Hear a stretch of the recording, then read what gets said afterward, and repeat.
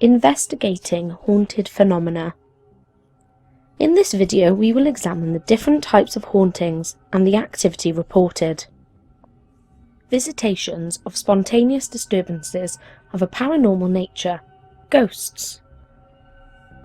Houses that have habitual ghost manifestations are regarded as haunted houses.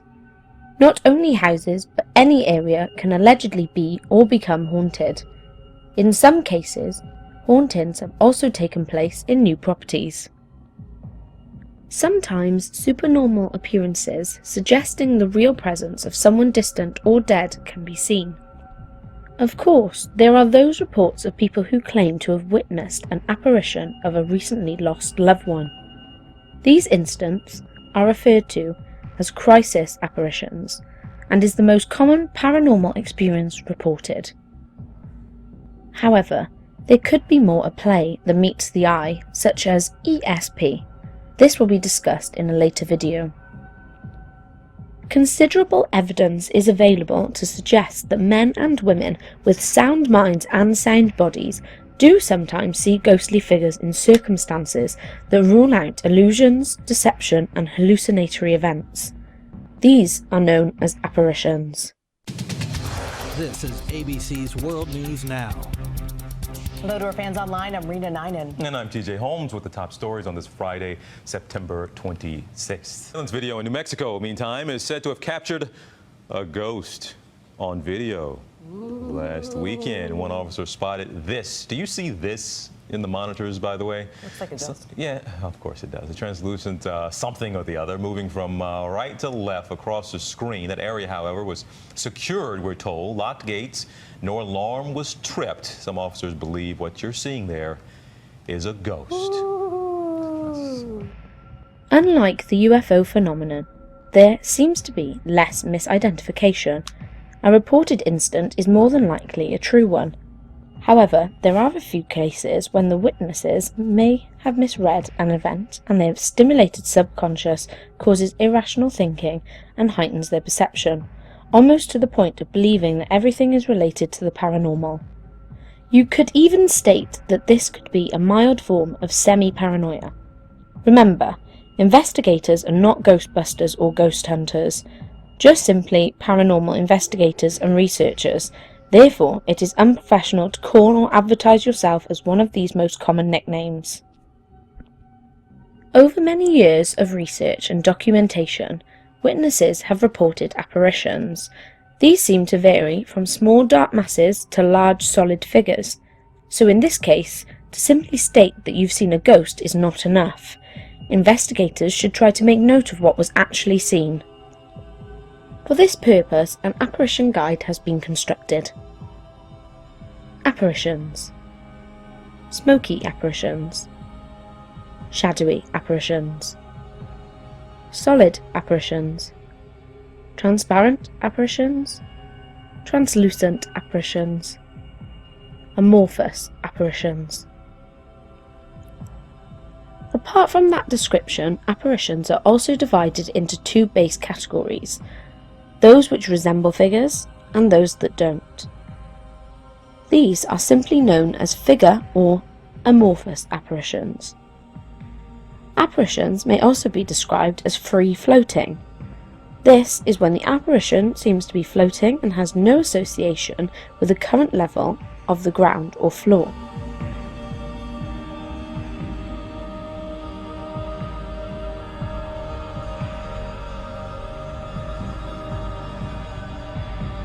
And freestanding is when the apparition seems to have an association with the current level of the ground or floor. Freestanding being the opposite to free floating. Apparitions can behave in two different ways: interactive and non-interactive. Interactive experiences consist of the following: the apparition seems to watch or look at the witness. The apparition moves something that is associated with the witness's environment. There may be direct communication with the witness and possible physical interaction. Non-interactive experiences consist of no direct communication. The phenomena does not associate with the current environment. it seems that the apparition is not aware of the witness or the witness's environment, and there will be no physical interaction and no object movement. There are those investigators that believe that non-interactive apparitions are simply recorded images of events that once took place. Strange natural energies that science is not quite aware of build up and discharge, causing these images to play over and over. It is these images that people see and name the haunting phenomena. However, a true haunting phenomena are those which seem to be interactive. This points towards a completely opposite theory, this being that intelligent spirits of the dead are communicating and directly affecting the witness or the environment. One of the main misinterpretations regarding the reporting of apparitions are translucent or transparent apparitions.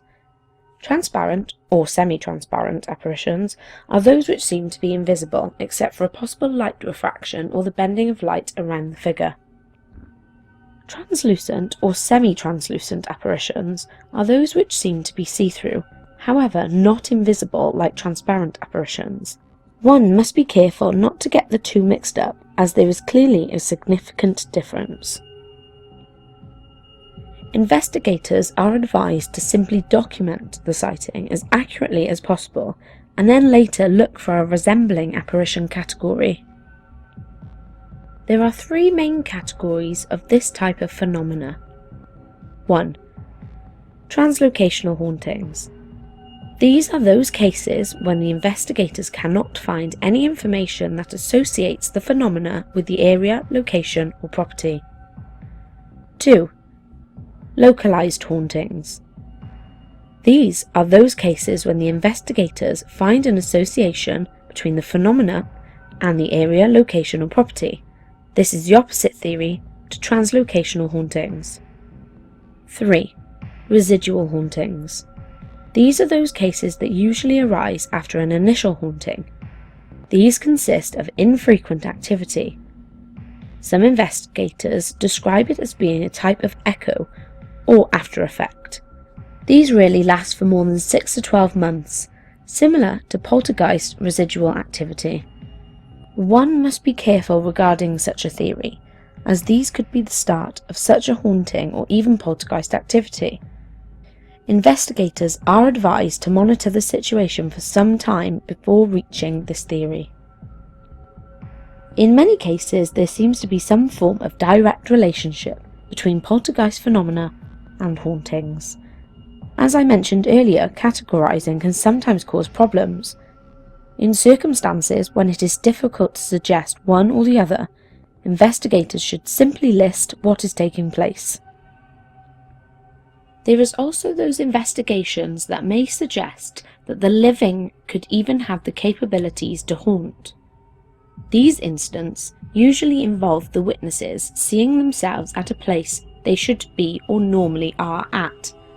Such incidents are referred to as doppelgangers. Doppelganger is a German name for wrath or apparition of a living person, the double. It is written that this double is the ethnic counterpart of the physical body, which may temporarily move about in space.